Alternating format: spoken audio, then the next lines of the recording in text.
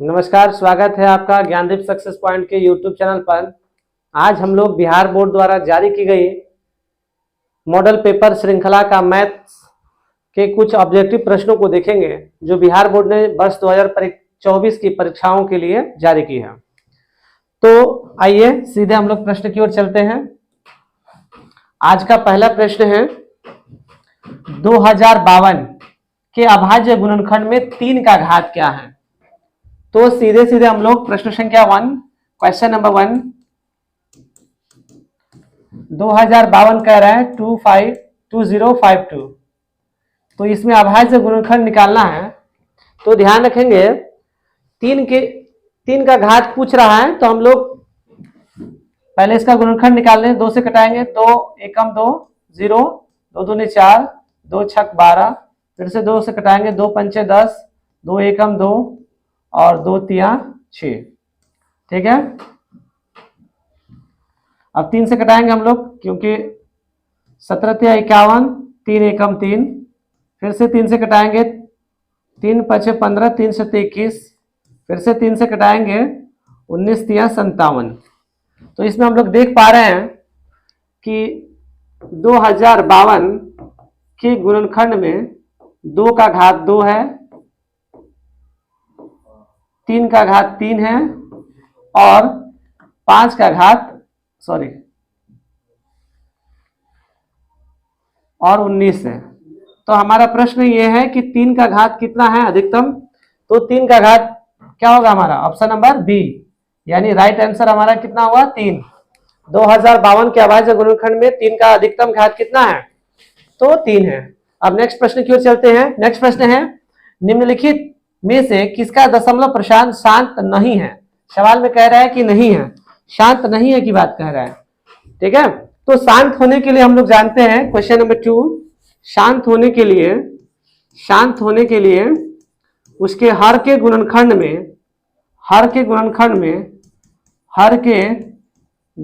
में नंबर पहला केवल 2 होना चाहिए, केवल 5 होना चाहिए, हम शॉर्ट में लिख रहे हैं, या 2 और 5, केवल 2 और 5 होना चाहिए। तो आइए सबसे पहले चेक करते हैं कि किसके हर के गुणनखंड में केवल 2 और 5 है। तो देख पा रहे हैं जैसा कि हम लोग ऑप्शन नंबर, ये देखिए ऑप्शन नंबर ए, यानी 2 की पावर 0 और 5 है, यानी ये अभाज्य शांत दशमलव प्रसारण होगा। ये ऑप्शन नंबर बी भी देख पा रहे हैं, 2 के पावर 2 के घात 4 और गुने 5 के घात 3, यानी ये भी शांत दशमलव प्रसार है। लेकिन ऑप्शन नंबर सी देख पा रहे हैं कि 2 का घात 4 गुने 7 का घात 2, यानी शांत होने के लिए केवल 2 चाहिए या केवल 5 चाहिए या 2 और 5 दोनों चाहिए, लेकिन इसमें 2 के अलावे क्या है, 7 है, यानी ऑप्शन नंबर सी हमारा राइट आंसर होगा, क्योंकि ये शांत दशमलव प्रसार नहीं हो सकता है और प्रश्न में नहीं पूछा है कि कौन सा दशमलव प्रसार शांत नहीं है, अर्थात ये ऑप्शन नंबर सी होगा। अब हम लोग नेक्स्ट प्रश्न की ओर चलते हैं। नेक्स्ट प्रश्न कह रहा है क्वेश्चन नंबर 3। क्वेश्चन नंबर 3 कह रहा है, क्वेश्चन नंबर 3 है x इंटू 2x माइनस 5 के शून्यकों का योग पूछा है। शून्यकों का योग। अच्छा, इस प्रश्न में -3 भी दिया है, -3। तो आइए देखते हैं अब इसको कैसे बनेंगे। मल्टीप्लाई कर देते हैं, x से 2x में गुना करेंगे क्या होगा, 2x स्क्वायर, फिर x से 5 में गुना करेंगे तो -5x, और फिर माइनस में क्या रहा 3। सवाल में क्या पूछ रहा है, शून्यकों का योग, यानी अल्फा प्लस बीटा का मान क्या होगा। तो आप जानते हैं अल्फा प्लस बीटा का मान होता है -b/a। तो माइनस का माइनस लिख दीजिए, b का मान कितना है, ऑलरेडी -5 दिया है, x के गुणांक को ही तो b बोलते हैं, और फिर a का वैल्यू कितनी दी गई है 2। तो हम लोग क्या लिखेंगे, माइनस माइनस +5/2। तो हमारा ऑप्शन देखते हैं कौन सा है। नेक्स्ट पेज पर देखते हैं इसको, 5/2 हमारा राइट आंसर होगा। तो 5/2 किसमें है, ऑप्शन नंबर डी में है, यानी इस प्रश्न का राइट आंसर क्या होगा, ऑप्शन नंबर डी। नेक्स्ट प्रश्न की ओर चलते हैं। कह रहा है ये समीकरण 2x² plus P x minus 3 equal 0। Question number 4 है। क्या कह रहा है? 2x² plus P x minus 3 equal 0 का एक मूल -3 है। मूल कितना दिया? -3। तो पूछ रहा है कि p का वैल्यू क्या होगा। इसका मतलब यह है कि -3 को अगर रखते हैं हम लोग इसमें x की जगह पर, तो हमारा वैल्यू क्या आएगा? 0 आना चाहिए। तो चेक करते हैं इसको। तो क्योंकि शून्य की बात कह रहा है, तो 2 गुने x की वैल्यू कितनी है? x की वैल्यू -3 रखने की बता रहा है। -3 का whole square plus p multiply by -3 equal 0। तो देखिए, तो 2 का स्क्वायर 3 का स्क्वायर करेंगे कितना होगा? 9। 3 में p से गुना करेंगे -3p। यहाँ माइनस कितना है? 3 इक्वल 0। 2 में 9 से गुना करेंगे 18 -3p -3 इक्वल 0। ये 18 में से 3 घटेगा तो कितना आएगा? 15 -3p इक्वल 0। ये हम लोग क्या करेंगे? अब 15 को उस पार भेजेंगे तो -3p प्लस 15 इधर आया -15, माइनस से माइनस कैंसिल हो जाएगा। 3 पंचे 15। तो यहां हमको क्या मिला? p का वैल्यू कितना मिला? 5। p की वैल्यू कितनी है? 5। यानी ऑप्शन नंबर सी आपका राइट आंसर होगा। ठीक है, अब नेक्स्ट प्रश्न की ओर चलते हैं। प्रश्न संख्या 5 है। कह रहा है कि ax² माइनस bx प्लस सी के शून्यक अल्फा और बीटा है, तो अल्फा इंटू बीटा का मान क्या होगा? ये प्रश्न संख्या कितना है? 5। प्रश्न संख्या 5 है। एक द्विघात बहुपद दी गई है। लिखते हैं ax² माइनस bx प्लस सी। तो पूछ रहा है अल्फा इंटू बीटा। जैसा कि हम लोग देख पा रहे हैं, अल्फा इंटू बीटा का वैल्यू क्या है? c/a। c/a होता है, तो c का वैल्यू कितना है? c है और a का वैल्यू कितनी है? a। यानी आपका यही आंसर हो जाएगा। आइए जरा देखते हैं कौन सा ऑप्शन सही है। तो c/a यानी ऑप्शन नंबर सी इसका भी राइट आंसर होगा। ठीक है, इन सभी वीडियो का जो पीडीएफ है, ये पीडीएफ डिस्क्रिप्शन बॉक्स में दिए गए लिंक्स में दे दी जाएगी। आप लोग टेलीग्राम चैनल से इसका पीडीएफ डाउनलोड कर सकते हैं। अब नेक्स्ट प्रश्न की ओर जाते हैं। निम्नलिखित में से कौन सा समानांतर श्रेणी में है? श श्रेणी कह रहा है ना? समानांतर श्रेणी में कौन सा है? ठीक है, तो आइए ऑप्शन चेक करते हैं इसका कौन सा समानांतर श्रेणी में है और कौन सा नहीं है। हम लोग जानते हैं कि समानांतर श्रेणी में है या नहीं के लिए सार्वअंतर बराबर होना जरूरी है। तो आइए देखते हैं सार्वअंतर बराबर। जैसा कि यहां देख पा रहे हैं प्रश्न में, ऑप्शन नंबर ए कह रहा है कि 2, 5, 7। ऑप्शन नंबर बी कह रहा है कि 2 का स्क्वायर, 3 का स्क्वायर, 7 का स्क्वायर। ठीक है, ऑप्शन नंबर सी कह रहा है x² और x3। ऑप्शन नंबर डी कह रहा है 1, 3, 5। तो देखिए, 5 में से 2 को घटाएंगे, क्योंकि सार्वअंतर का सूत्र होता है d इक्वल दूसरा पद माइनस पहला पद। तो 5 में से 2 को घटाएंगे तो कितना आएगा? 3 आएगा ना। फिर 7 में से 5 को घटाएंगे तो कितना आएगा? 2 आएगा। तो एक में 3 आ रहा है, एक में 2 आया, यानी ये एपी में नहीं है। 2 का स्क्वायर करेंगे तो ये 4, 3 का स्क्वायर करेंगे तो 9। तो 9 में से जब 4 को घटाएंगे तो 5 और 7 का स्क्वायर करेंगे तो 49, 49 आएगा। ये भी एपी में नहीं है। ऑप्शन नंबर डी देखिए, तो 3 में से 1 को घटाएंगे तो कितना आएगा? 2। ठीक है, पुनः 5 में से 3 को घटाएंगे कितना आएगा? 2। यानी ऑप्शन नंबर डी आपका क्या है? राइट। यानी ऑप्शन नंबर डी आपका एपी में है। क्वेश्चन नंबर 7 क्या कह रहा है? क्वेश्चन नंबर 7 कह रहा है 1 प्लस कॉट स्क्वायर थीटा। फिर कह रहा है कि 1 माइनस कॉस स्क्वायर थीटा की वैल्यू क्या होगी? देखिए, 1 प्लस कॉट स्क्वायर थीटा का फॉर्मूला क्या होता है? Cosec square theta. Cosec square theta multiply 1 minus cos square theta का फॉर्मूला क्या होता है? Sign square theta. हम सभी जानते हैं कि sine theta into cosec theta की वैल्यू कितनी होती है? 1। या अगर ऐसे समझ में नहीं आता है तो इसको ऐसे भी लिख सकते हैं, cosec square theta equal 1 sign square theta. पहले से क्या है? Sign square theta. और ये साइन स्क्वायर थीटा से साइन स्क्वायर थीटा कटेगा, ऐसे भी देखेंगे तो इसकी वैल्यू कितनी आ रही है 1। आइए देखते हैं ऑप्शन नंबर डी आपका राइट आंसर होगा। नेक्स्ट प्रश्न की ओर चलते हैं। कह रहा है कि 5x² minus 4x plus 2 equal 0 का विविक्तिकार क्या होगा। ये क्वेश्चन नंबर 8, क्वेश्चन नंबर 8 है 5x² minus 4x plus 2 equal 0 के विविक्तिकार, यानी डी की वैल्यू क्या होगी। डी को विविक्तिकार या विवेचक के नाम से जानते हैं, तो डी इक्वल हम लोग लिख सकते हैं b² माइनस 4ac। ठीक है, b की वैल्यू कितनी दी गई है -4, -4 का स्क्वायर 4, a की वैल्यू कितनी दी गई है 5 और c की वैल्यू कितनी है 2। 4 का स्क्वायर करेंगे 16, 4 पंचे 20 दूना 40। अब 40 में से 16 को घटाएंगे तो कितना आएगा -24, यानी विवेचक का मान कितना आ गया -24। देखते हैं कहां है, ऑप्शन नंबर बी इसका राइट आंसर होगा। ठीक है, अब देखते हैं नेक्स्ट प्रश्न की ओर। कह रहा है कि 2x² minus 4x plus 3 equal 0 के मूलों की प्रकृति क्या होगी। ठीक है, तो हम सभी पहले उसका विवेचक निकालते हैं। मूलों की प्रकृति की जांच के लिए उसका विवेचक निकालेंगे। प्रश्न दिया है 2x² minus 4x plus 3 equal 0। निकालते हैं यहां पर डी, इसका फॉर्मूला होगा b² माइनस 4ac। v की वैल्यू दी गई है -4, स्क्वायर करेंगे 4, a की वैल्यू दी गई है 2 और c की वैल्यू दी गई है 3। 4 का स्क्वायर करेंगे 16, 4 दूना 8 दिया 24, घटाएंगे इसमें से आएगा आपका आंसर d इक्वल -8।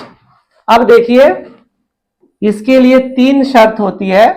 जब d की वैल्यू ज्यादा हो 0 से, अर्थात आपके d की वैल्यू पॉजिटिव हो, प्लस में आ रहा हो। दूसरी स्थिति है जब d की वैल्यू 0 हो तो उस स्थिति में, और तीसरी वैल्यू है जब d की वैल्यू 0 से भी कम हो, अर्थात नेगेटिव हो। इसमें जब d का मान धनात्मक हो तो उस स्थिति में समीकरण का हल वास्तविक होता है। वास्तविक के साथ साथ जो मूल निकलेगा वह असमान होगा। ठीक है, इस जब d की वैल्यू 0 हो तो वास्तविक के साथ साथ मूल क्या होगा, समान होगा। लेकिन जब काल्पनिक हो, माइनस में आ जाए d की वैल्यू, तो उसका हल क्या होगा, काल्पनिक और असमान होता है। तो आप देख पा रहे हैं इस प्रश्न में d की वैल्यू कितनी है -8 है। जब -8 है तो ये क्या होगा, काल्पनिक और असमान। इसमें से देख लीजिए वास्तविक नहीं है, वास्तविक और असमान है, वास्तविक और समान है, इनमें से कोई नहीं। तो आपका सही आंसर होगा ऑप्शन नंबर ए, वास्तविक नहीं है अर्थात काल्पनिक है। ठीक है, अब नेक्स्ट प्रश्न की ओर चले। नेक्स्ट प्रश्न है x² minus 2x, x² minus 3x plus 2 का एक मूल है, यानी इसकी वैल्यू को रखेंगे तो टोटल आपका रिजल्ट क्या आना चाहिए, 0 आना चाहिए। जैसे 0 रखेंगे तो क्या आएगा, 0 का स्क्वायर करेंगे 0 हो जाएगा, 3 में 0 से गुणेंगे 0 आ जाएगा, लेकिन बच क्या गया 2। इसका मतलब ये आपका इसका मूल नहीं हो सकता है। अगर -1 रखते हैं तो -1 का स्क्वायर करेंगे, -1 का स्क्वायर करेंगे, फिर 3 इंटू -1 प्लस 2, 1 का स्क्वायर करेंगे 1, माइनस माइनस क्या होगा +3 + 2। तो ये देखिए 3 1 4 और 2 5, यानी ये भी इसका मूल नहीं हो सकता है। अब 2 रखते हैं, -2 रखकर देखें तो -2 का स्क्वायर करेंगे, ये भी नहीं हो सकता है। रही बात 2 का, देखते हैं क्या होता है, x² 2 का स्क्वायर करेंगे, -3 में 2 से गुना करेंगे +2, 2 का स्क्वायर करेंगे कितना होगा 4, 3 में 2 से गुना करेंगे 6 + 2, तो 4 और 2 को जोड़ेंगे 6, -6 इक्वल क्या होगा 0, अर्थात ये आपका option number D right answer आएगा। ठीक है, अब कह रहा है कि निम्नलिखित में से किसका गुणनफल एक परिमेय संख्या होगा। यानी इसको गुना करके चेक करना होगा हम लोगों को कि किसका आंसर परिमेय आ रहा है। आइए ऑप्शन नंबर ए देखते हैं। ये क्वेश्चन नंबर 11 की बात कर रहा हूं, ये क्वेश्चन नंबर 10 था। क्वेश्चन नंबर 11 में क्या कह रहा है, √3 इंटू √5, ठीक है। तो 3 × 5 = 15, ये 15 का वर्गमूल संभव नहीं है, ये अपरिमेय है, ये नहीं हो सकता। कह रहा है कि परिमेय संख्या, सवाल में क्या पूछा है, परिमेय होना चाहिए, यानी ऑप्शन नंबर ये नहीं हो सकता। दूसरा ऑप्शन है देखिए √7 इंटू √9, 7 × 9 = 63, 63, ये भी नहीं होगा, ठीक है। ऑप्शन नंबर डी 8 दूना 16, ध्यान रखे 8 दूना 16, √8 मल्टीप्लाई बाय √2, 8 दूना कितना होगा 16, 16 का वर्गमूल कितना आएगा 4, यानी परिमेय हो जाएगा। और 3 × 18 ऑप्शन नंबर डी है, 18 का वर्गमूल नहीं होगा, यानी आपका राइट आंसर क्या होगा, ऑप्शन नंबर सी। नेक्स्ट प्रश्न क्या, निम्नलिखित में से 154 का अभाज्य गुणनखंड कौन सा है। 154 का जब अभाज्य गुणनखंड निकालेंगे, ऐसे भी आप दे सकते हैं 11 × 7 = 77 और 77 दूना 154, डायरेक्ट भी हो सकता है या आप अपने से निकाल कर भी इसका आंसर कर सकते हैं, ठीक है। 154 निकालेंगे ऐसे, तो देख पा रहे हैं यहाँ की इकाई स्थान पर 4 है, तो 2 से कट जाएगा, 2 से कटेगा 2 × 7 = 14, 2 × 7 = 14, अब तो नहीं कटेगा, अब 7 से कटेगा 7 एकम 7, 7 एकम, ठीक है। तो आप लोग देख पा रहे हैं 2 × 7 = 11, यानी ऑप्शन नंबर आपका सी राइट आंसर होगा। अब नेक्स्ट प्रश्न की ओर जाएंगे, निम्नलिखित में से कौन सा एक घातीय समीकरण है। एक घातीय समीकरण का तात्पर्य है जिसके घातांक की संख्या क्या होगी, 1 होगी। आइए इसका ऑप्शन देख लेते हैं। एक घातीय समीकरण ऑप्शन नंबर 1 देख लीजिए, ये सबसे पहले कौन नहीं हो सकता वो देखिए। ऑप्शन नंबर सी में देख पा रहे हैं कि इसमें घात 2 है, यानी ये नहीं होगा। ऑप्शन नंबर डी, इसमें भी घात, अधिकतम घातों की संख्या कितनी है 2, ये भी नहीं हो सकता है। ऑप्शन नंबर 3 की बात करें तो x का स्क्वायर करेंगे तो x², तो यानी ऑप्शन नंबर आपका क्या होगा, बी राइट आंसर होगा, ठीक है। एक घातीय की बात कर रहे हैं, ये कैसे हो रहा है जरा देखें इसको, x + 1 का whole square equal x² + 4x + 2, ठीक है। तो इसको तोड़ेंगे जब a + b का होल स्क्वायर, तो a² + 2ab 2 × x × 1 + 1² equal x² + 4x + 2। देख पा रहे हैं x² से x² ये कैंसिल हो जाएगा, बचेगा क्या 2x + 1 इक्वल इधर में क्या बचेगा 4x + 2।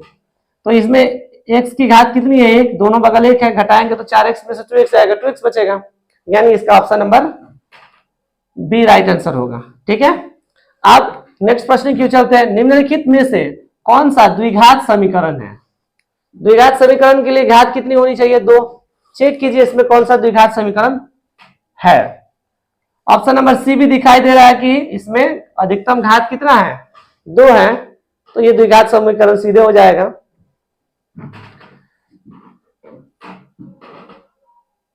कौन कौन सा है, इससे 1 से भी ज्यादा हो सकता है, ये नहीं होगा। द्विघात समीकरण x² से x² कट जाएगा, इसमें भी x, ये भी नहीं होगा। इसमें देख पा रहे हैं x², ये भी कट जाएगा, यानी option number C right answer होगा, ठीक है। ये देख कर भी पता लगाया जा सकता है कि कौन सा होगा। अब 15 नंबर क्वेश्चन की ओर देखते हैं, 3x²। क्वेश्चन नंबर 15 क्या कह रहा है ये देखिए, 4x² - 3kx + 1 = 0 के मूल बराबर हो, तो k का मान पूछ रहा है। मूल बराबर हो यानी हम लोग लिख ले यहां पर मूल बराबर है। मूल बराबर होने की स्थिति में हम सभी जानते हैं कि d की वैल्यू कितनी होती है 0। d का वैल्यू क्या होता है b² - 4ac = 0। b की वैल्यू कितनी है, b की वैल्यू है -3k, स्क्वायर कर लेंगे, -4, a की वैल्यू कितनी दी गई है 4, c की वैल्यू कितनी है 1 = 0।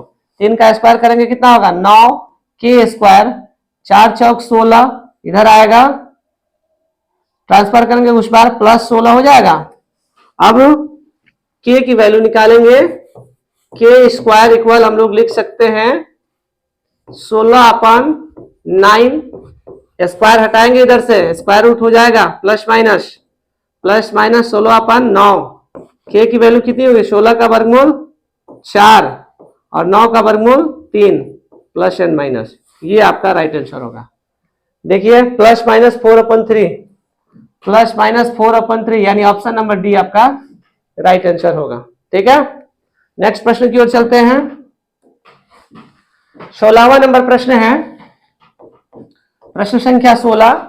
यदि किसी द्विघात बहुपद के शून्यकों का योगफल 2 और गुणनफल -15 है तो द्विघात बहुपद क्या होगा?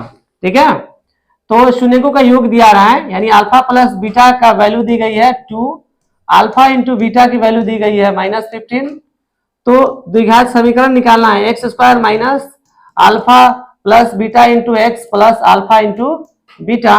एक्स स्क्वायर लिख देंगे, अल्फा प्लस बीटा का मान कितना दिया है?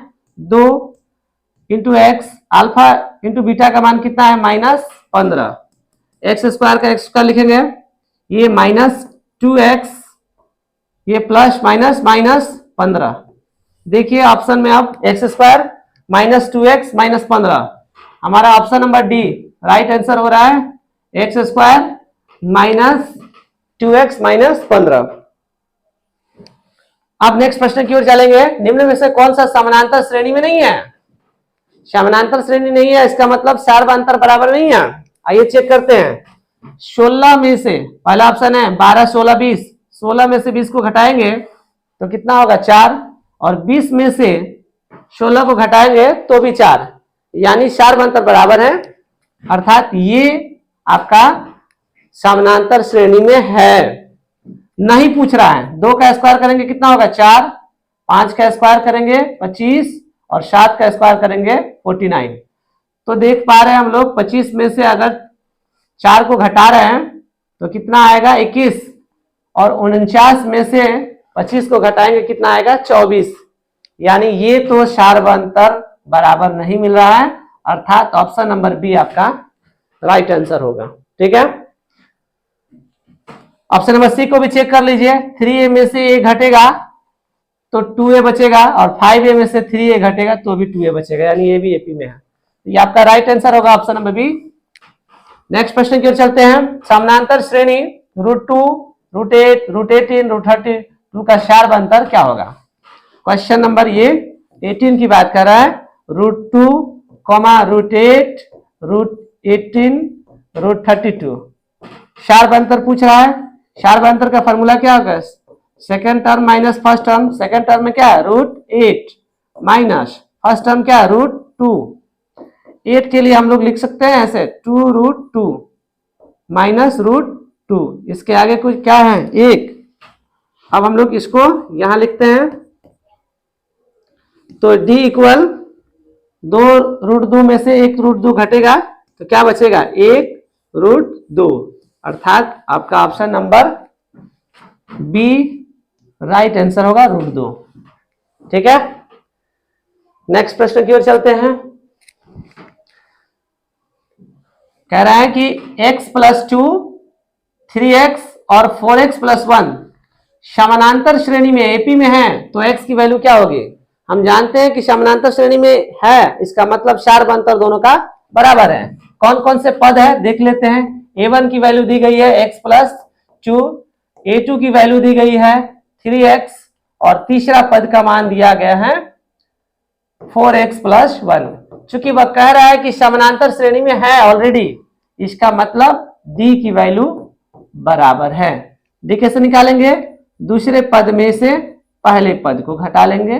ये समझने के लिए तीसरे पद में से दूसरे पद को घटा लेंगे।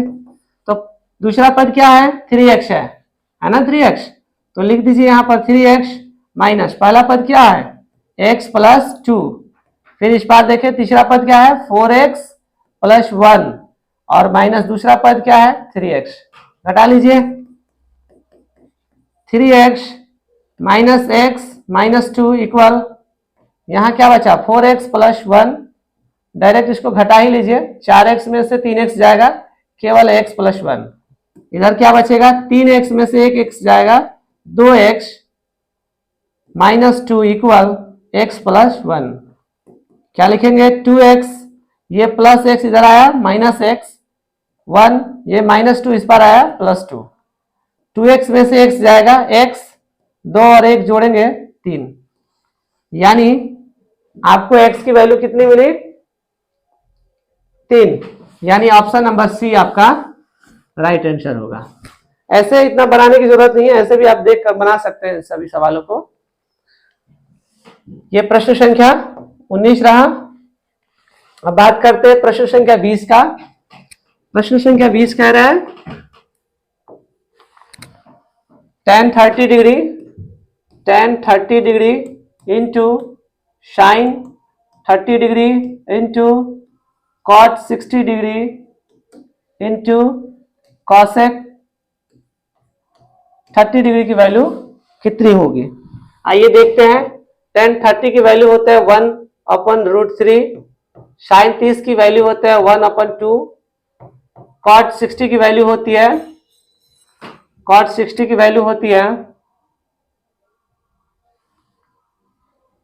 1/√3 और cosec 30 की वैल्यू होती है 2। 2 से 2 कैंसिल हो जाएगा। अब क्या बचा 1 1 जा 1, 3 3 जा 9, यानी 1/3 है ऑप्शन में। हाँ बिल्कुल सही जवाब है, ऑप्शन नंबर बी इसका राइट आंसर होगा, 1/3 इसका राइट आंसर होगा। ठीक है। अब क्वेश्चन नंबर 11 क्या कह रहा है देखिए। क्वेश्चन नंबर 11 कह रहा है कि एक एपी दिया गया है, समानांतर श्रेणी क्या दिया गया है, समानांतर श्रेणी 10 7 4 डैश डैश।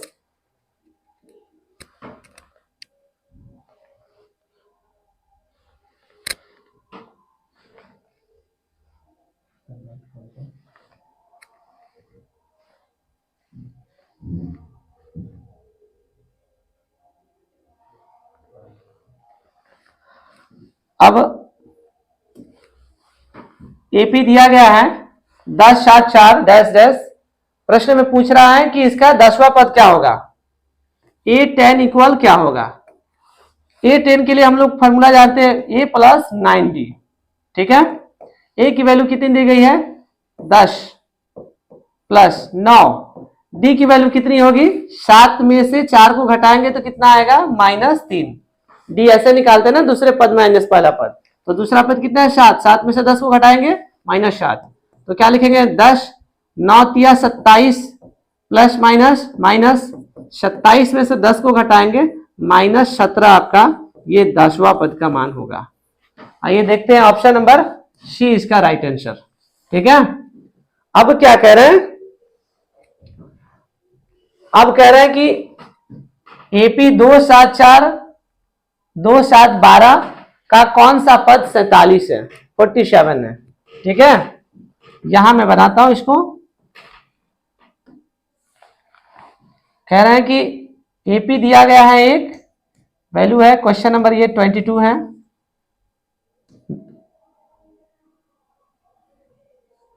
2 2 7 12।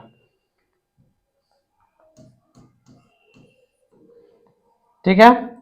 कह रहे हैं कि कौन सा, मान लिए कि एनवा पद इसका कितना दिया है 47, तो एनवा पद का फॉर्मूला क्या होता है A plus n-1 into D equal क्या है 47। रखिए मान, पहला पद का मान कितना है 2, लिख देते हैं यहां पर 2 प्लस n की वैल्यू नहीं पता, d की वैल्यू पता है, 7 में से 2 को घटाएंगे कितना आएगा 5, इक्वल में क्या आएगा 47। यहां बना लेता हूं 2 प्लस 5 में n से मल्टीप्लाई करेंगे 5n माइनस 5 इक्वल 47। 5 में से 2 को माइनस करेंगे कितना आएगा 5n minus 3 equal 47। 5n 47 minus 3 इधर आएगा प्लस 3, 5n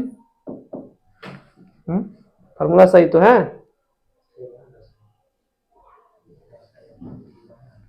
आप 47 और 3 जोड़ेंगे तो कितना आएगा 50, 5 10 जा 50, यानी n की वैल्यू कितनी आई 10, यानी 10, इसका 10वां पद कितना है 47 होगा, यानी ऑप्शन नंबर बी इसका राइट आंसर होगा। ठीक है, अब नेक्स्ट प्रश्न की ओर चलते हैं। नेक्स्ट प्रश्न कह रहा है कि 10 विषम प्राकृतिक संख्याओं का योगफल कितना होगा। 10 विषम प्राकृतिक संख्या 23 नंबर क्वेश्चन है। तो आप सभी जानते हैं कि एग्जाम्पल ले लेते हैं। एक एग्जाम्पल, जैसे विषम संख्या की बात करें 1 3 5, यही होता है ना लगातार विषम संख्या। 1 3 जोड़े कितना हो 4, 4 5 जोड़े कितना होगा 9। इसका मतलब ये है इसमें 3 है तो इसका योगफल निकाल रहे हैं, सबको जोड़ रहे हैं तो n स्क्वायर मिल रहा है। यानी आपको सीधा सीधा आसान सूत्र है कि n स्क्वायर लगा देंगे तो सभी विषम संख्याओं का क्या योग निकाल लेंगे। तो इसमें कह रहा है कि 10 विषम संख्याओं का योग पूछ रहा है, तो 10 विषम संख्याओं का योग यानी 10 स्क्वायर, 10 का स्क्वायर करेंगे कितना आएगा 100। ठीक है, तो ऑप्शन नंबर बी इसका राइट होगा। ठीक है, अगर सम संख्या की बात करें, सम संख्या की बात करें, ये तो विषम कह रहा था, विषम संख्या की सम संख्या की बात करें तो इजी ले लीजिए एग्जांपल। ये 2 हो गया, 4 हो गया, 6 जोड़ लीजिए, 2 और 4 को जोड़ेंगे 6 और 6 को जोड़ेंगे तो कितना आएगा 12। इसका मतलब n कितनी संख्याएं हैं 3, तो 3 में कितना से गुना करिए 4, यानी n इंटू n प्लस 1, कितना भी संख्या हो n इंटू n प्लस 1 लगाएंगे तो उसका योग निकाल सकते हैं। ठीक है, अब संख्या 24 की ओर चलते हैं। प्रश्न संख्या 24, प्रश्न संख्या 24 कह रहा है कि यदि किसी समानांतर श्रेणी का nवां पद tn इक्वल 2n प्लस 5 हो, क्या दिया है tn इक्वल 2n प्लस 5, तो प्रश्न में कह रहा है कि t4 का वैल्यू कितनी होगी। t4 देखिए 2 n की वैल्यू कितना रहेंगे 4 प्लस 5, 2 4 जा कितना होगा 8, 2 चौके 8 और 5 जोड़ेंगे कितना आएगा 13, यानी इसके चौथे पद का मान कितना होगा 13। देखिए option number C right answer आपका। नेक्स्ट प्रश्न कह रहा है क्वेश्चन नंबर 25 नंबर क्वेश्चन क्या कह रहा है कि px इक्वल px की वैल्यू दी गई है x के पावर 5 प्लस 1, gx की वैल्यू दी गई है x प्लस 1। तो कह रहा है कि भाग देने पर px बाई gx करने पर घात है, यानी इसका पावर कितना आएगा। आप भी देख पा रहे हैं यहां x और यहां x के पावर 5 है, अगर भाग करेंगे यहां x के पावर 5 से x से भाग करेंगे तो कितना होगा x4, क्योंकि गुना करेंगे तो इसका घात क्या होगा जुड़ जाएगा, या भाग करेंगे तो इसका घात घटेगा, तो 5 में से 1 घटेगा तो भी 4 आ जाएगा, या x ये भाजक गुने भागफल हुई भी करता है तो x में x4 से गुना करेंगे कितना x5 आ जाएगा, यानी घात कितना होगा 4 होगा। ऑप्शन नंबर बी इसका राइट आंसर होगा। नेक्स्ट प्रश्न की ओर चलते हैं। अब क्वेश्चन नंबर 26 क्या कह रहा है, देखिए क्वेश्चन नंबर 26 कह रहा है कि बहुपद px का एक शून्यक -3 हो तो निम्नलिखित में से px का एक गुणनखंड क्या होगा। तो देखिए x की वैल्यू कितना कर रहा है, एक शून्यक -3 कह रहा है ना, तो -3 कह रहा है तो x ये -3 इस पार आएगा क्या होगा +3 इक्वल क्या आएगा 0, यानी इसका एक गुणनखंड क्या होगा x प्लस 3 होगा। देखिए ऑप्शन किसमें है, ऑप्शन नंबर ए इसका राइट आंसर है। ठीक है, ये बिहार बोर्ड द्वारा 2024 परीक्षा के लिए जारी की गई मॉडल पेपर है, उसी का हम लोग एनालिसिस देख रहे हैं। ऐसे ही सभी विषयों का एनालिसिस आपको मिलेंगे, साथ में पीडीएफ कॉपी भी मिल जाएगी। नेक्स्ट प्रश्न की ओर चलते हैं। कह रहा है कि क्वेश्चन नंबर 27 कह रहा है कि 2x माइनस 5y इक्वल 7 का एक हल है। अब हम लोग क्या करेंगे, इन ऑप्शन को रखकर चेक करेंगे कि किसकी वैल्यू 7 के बराबर है, यानी इक्वल में 7 दिया है तो 7 किसका आ रहा है। जैसे ऑप्शन नंबर 1 कह रहा है कि -6, तो ऑप्शन नंबर ए को चेक करके देख लेते हैं। x इक्वल कितना है -6, y इक्वल कितना है 1, तो देखते हैं इसमें 2x है -5y, तो 2x की वैल्यू -6 दिया है, -5y, y की वैल्यू 1 दिया है, तो 2 छक कितना होगा -12, 5 1 -5, इन दोनों को ऐड करेंगे तो -17, लेकिन हमें कितना चाहिए 7, इसका मतलब ये नहीं हो सकता है, ऑप्शन नंबर ये नहीं होगा। ठीक है, आप चेक कर लीजिए, x की ऑप्शन नंबर बी कह रहा है x की वैल्यू 3, तो 2 में 3 से गुना करेंगे 6, फिर y की वैल्यू 1 कर रहा है, ये 6 में से 5 घटेगा 7, नहीं आ सकता है। फिर x की वैल्यू 1 करेंगे, -1 करेंगे, तो 2 एकम -2 और 5 एकम 5, यानी ऑप्शन नंबर सी आपका राइट आंसर होगा। ऑप्शन नंबर सी आपका राइट आंसर होगा। ठीक है, नेक्स्ट प्रश्न क्यों चलते हैं, निम्नलिखित में से कौन सी बिंदु x = 4 का आलेख पर है। x = 4, क्वेश्चन नंबर 28 कह रहे हैं x = 4 के आलेख पर है ना। तो x = 4 है, तो उस बिंदु का निर्देशांक कैसे निकालेंगे हम लोग, x, y, अर्थात भुज, कोटि होता है। तो x की वैल्यू दी गई कितनी है 4, तो y की वैल्यू कितनी होगी 0, यानी 4, 0, यानी ऑप्शन नंबर ए आपका राइट आंसर होगा। ऑप्शन नंबर ए इसका क्या होगा, राइट आंसर होगा। ठीक है, नेक्स्ट क्वेश्चन की ओर चलते हैं। नेक्स्ट क्वेश्चन है, कह रहा है कि एक एपी दी गई है, एक एपी दी गई है, इस एपी में 2 6 10, क्वेश्चन नंबर 29 है, एक एपी दी गई है 2 6 10 14, इसमें कह रहा है कि A20 - A10 की वैल्यू क्या होगी। A20 के लिए हम लोग लिख सकते हैं, A लिख देंगे, 20वां पद है तो उससे 1 कम करेंगे तो 19D कर देंगे, माइनस ये 10वां पद है तो A + 9D कर लेंगे। ठीक है, A + 19D, ये माइनस से करेंगे, minus plus minus, minus plus -D, A से A यहां क्या होगा, कैंसल हो जाएगा, 19 में से 9D घटेगा तो हमारा कितना आंसर आएगा 10D। ठीक है, 10D। अब हम लोग क्या करेंगे, 10D की वैल्यू निकाल लेते हैं, 6 में से 2 जाएगा, D कितना होगा 4, 10 में 4 से गुना करेंगे, 10 चौक 40, ये आपका राइट आंसर होगा।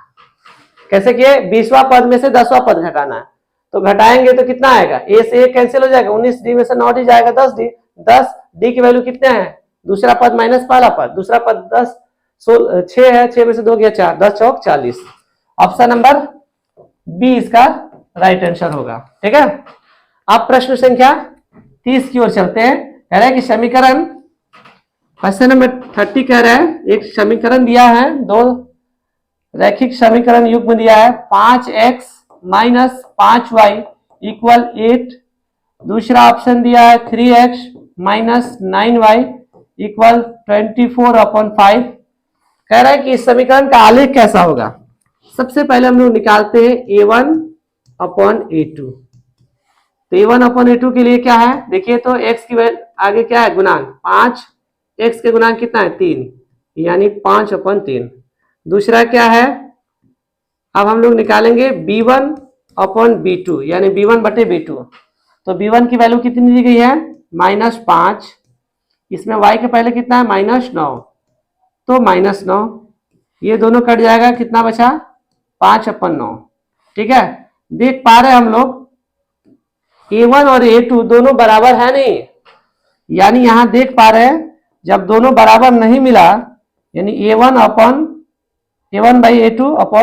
B1/B2 की वैल्यू सेम नहीं है, तो रेखा, तो हम लोग जानते हैं इसका हल अद्वितीय होगा, यूनिक आंसर होगा अद्वितीय, और जितनी समीकरण का हल अद्वितीय होता है उसकी रेखाएं प्रतिच्छेदी होता है,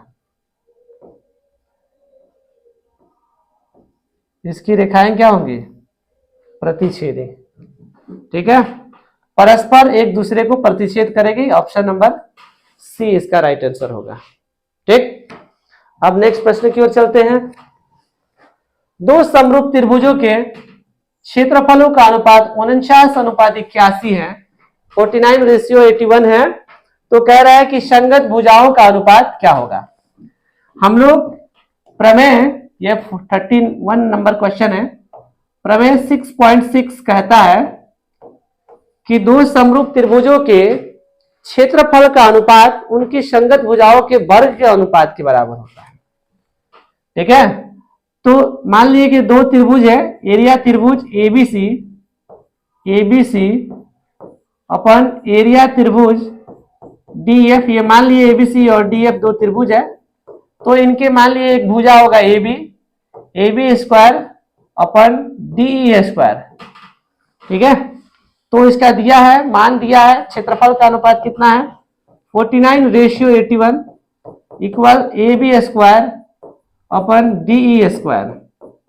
ठीक है, इधर से स्क्वायर हटाएंगे, इधर रूट अंडर हो जाएगा 49/81 एबी बटे डीई। 49 का वर्गमूल 7 और 81 का वर्गमूल 9, कितना आया एबी बटे डीई 7/9 यानी 7:9। तो 7:9 ऑप्शन नंबर बी। ध्यान रखेंगे 9:7 भी दिया है, लेकिन ये गलत नहीं हो, यानी हम लोग निष्कर्ष पर पहुंचे कि क्षेत्रफल दिया रहे और भुजा का मान पूछे तो सीधे सीधे उसका वर्गमूल निकालेंगे। जैसे 49 और 81 दिया था, 49 का वर्गमूल 7, 81 का वर्गमूल 9। लेकिन ठीक इसी में प्रश्न अगर बदलाव करें, अगर भुजा का मान दे देता है, कह रहा है कि 4, मान लीजिए कि कोई क्वेश्चन है उसमें कह रहा है कि इसकी भुजाओं का अनुपात 4:5 है, तो क्षेत्रफल क्या होगा, सीधे 4 का स्क्वायर करेंगे 16, 5 का स्क्वायर करेंगे 25, यानी 16:25। नेक्स्ट प्रश्न की ओर बात करते हैं, क्वेश्चन नंबर 33। ये क्वेश्चन नंबर 33 कह रहा है एक समचतुर्भुज के विकर्ण 24 सेंटीमीटर और दूसरा 32 सेंटीमीटर है, तो इसके प्रत्येक भुजा निम्नलिखित में से किसके बराबर होंगे। ठीक है, तो क्या पूछ रहा है, इसके भुजाओं की लंबाई पूछ रहा है। इसका आंसर 33 नंबर प्रश्न का उत्तर आप लोग कमेंट बॉक्स में देंगे।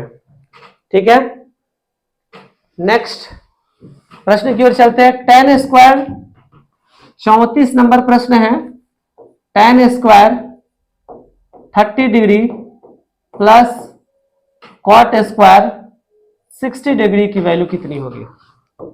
ठीक है, तो tan square 60 plus cot square 30, इसको आप लोग डायरेक्ट वैल्यू रखकर भी बना सकते हैं या इसको चेंज कर सकते हैं, नहीं है तो डायरेक्ट बना लीजिए। tan 30 की वैल्यू कितनी होती है 1/√3, स्क्वायर कर दीजिए। कॉट 60 की वैल्यू कितनी होती है, कॉट 60 की वैल्यू भी 1/√3 होती है, स्क्वायर कर लीजिए।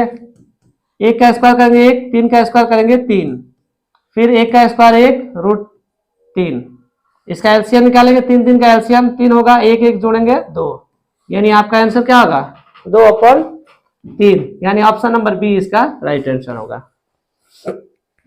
कह रहा है कि एबीसी और डीएफ में AB by D, question number 35 है। कह रहा है कि एक त्रिभुज बना लेते हैं, दो त्रिभुज ए बी सी, फिर ये हो गया डी ई एफ। इसमें क्या कह रहा है देखिए, कह रहा है कि A B upon D, A B upon D, फिर कह रहा है कि A C upon D F, A C upon D F. तो दोनों समरूप त्रिभुज समरूप होंगे, तो हम लोग जानते हैं दो त्रिभुज समरूप होंगे तो उनकी संगत भुजाएं समानुपाती होंगी, अर्थात ये तो जान रहे हैं। दूसरा ये बात देखेंगे कि जो भुजाओं का अनुपात बराबर रहता है, जैसे ए बी अनुपात डीई और ए सी अनुपात डीएफ, ये ए बी और ए सी मिलकर कौन से कोण निर्मित कर रहा है, वो ए। फिर इसमें डी और डीएफ मिलकर किस कोण का निर्माण कर रहा है, डी का। तो इसमें हम लोग देखना है कि कोण ए इक्वल कोण डी भी बराबर होना चाहिए, यानी आपका ऑप्शन नंबर ए में ही दिखाई दे रहा है कि कोण ए और कोण डी क्या है, बराबर है। अर्थात जब A B upon D equal AC upon DF हो तो उसके लिए कोण आपका A और D का मान बराबर होना चाहिए। यानी उन भुजाओं जिससे बना है उसके बीच कौन सा कोण है, जैसे AB और AC के बीच A है, AE और DF के बीच D है, यानी A और D को बराबर होना जरूरी है। नेक्स्ट क्वेश्चन की ओर चलते हैं। नेक्स्ट क्वेश्चन कह रहा है कि ABC समरूप त्रिभुज PQR जिसमें ABC का क्षेत्रफल 121 और 169 है, तो पूछ रहा है कि BC और QR का वैल्यू क्या होगी। सेम क्वेश्चन है। तो दोनों त्रिभुज का क्षेत्रफल का अनुपात दिया है 121 रेशियो 169, ठीक है। तो पूछ रहा है कि उनकी भुजाओं का अनुपात क्या होगा। अभी बताए हैं कि क्षेत्रफल दिया रहे अगर भुजा का मान पूछे वर्गमूल निकालेंगे, तो 121 का वर्गमूल 11 हो जाएगा और 169 का वर्गमूल कितना होगा 13, 13 में 13 से गुना करेंगे तो 169। यानी आपका राइट आंसर क्या है, ये क्वेश्चन नंबर कितना है 36 की आंसर क्या होगा 11 रेशियो 13, यानी option number C right answer है, ठीक है। नेक्स्ट प्रश्न की ओर चलते हैं।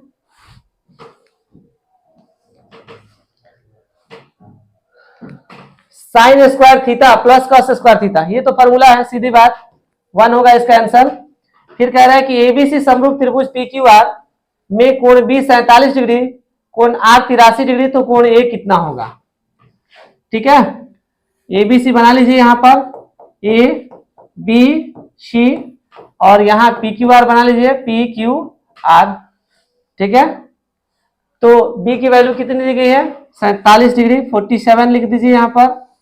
R की वैल्यू कितनी दी गई है R 83 डिग्री दी गई है। तो पूछ रहा है कि A की वैल्यू कितनी होगी। सीधी बात है भाई, समरूप है तो ये 83 है तो ये भी 83 हो जाएगा, ठीक है। और हम सभी जानते हैं कि त्रिभुज के तीनों कोण का योगफल 180, तो जोड़ दीजिए इसको 7 3 10 और 8 4 12 1 13, यानी 130 डिग्री हो रहा है। इसकी वैल्यू कितनी होगी 180 में से 30 को घटाएंगे 130, इसकी वैल्यू कितनी आएगी 50 डिग्री। देखिए ऑप्शन में ए राइट आंसर, ठीक है। नेक्स्ट क्वेश्चन, एबीसी समरूप त्रिभुज PQR में 2AB इक्वल PQ, तो BC 8, तो QR की वैल्यू कितनी होगी देख ले। क्वेश्चन नंबर कितना है 39, क्वेश्चन नंबर 39 है। एबीसी इसको लिख दे ABC त्रिभुज, दूसरा क्या है PQR PQR। क्वेश्चन में क्या दिया है 2AB इक्वल PQ, तो कह रहा है कि और साथ ही साथ दिया है BC इक्वल 8 cm, तो QR इक्वल व्हाट। BC कहाँ है भाई ये 8 cm, तो पूछ रहा है QR की वैल्यू कितनी होगी, ठीक है। तो हम लोग क्या करें इसको, ये दोनों त्रिभुज समरूप है तो समरूप त्रिभुजों के क्या हो गए भुजाओं का अनुपात बराबर होगा। तो जिस भुजा का मान दिया है और जिसका मान पूछ रहा है उन्हीं दोनों का रेशियो ले लेंगे तो आसानी से बन जाएगा। जैसे इसमें AB और PQ की बात कर रहा है तो आप लोग AB और PQ ले लीजिए, AB upon PQ, AB upon PQ। फिर दूसरा क्या कर रहा है BC का मान दिया है QR का मान पूछ रहा है, तो BC के संगत क्या है QR है। अब देखिए मान रखिए इसमें AB की वैल्यू पता नहीं, लेकिन PQ की वैल्यू पता है, सवाल में दिया है PQ इक्वल क्या है 2AB, लिख दीजिए यहां पर 2AB। साथ साथ BC की वैल्यू भी पता है 8, QR की वैल्यू पता नहीं है, AB से AB कैंसिल हो जाएगा। अब ये बाइसियम होगा, QR बन जाए QR, है ना, QR 8 दूना कितना होगा 16 सेंटीमीटर आपका राइट आंसर होगा। QR की वैल्यू 16, यानी ऑप्शन नंबर बी, ये इसमें होगा ना, ये 16 से सी, ऑप्शन नंबर सी इसका होगा, ठीक है। क्वेश्चन नंबर 40 क्या कह रहे हैं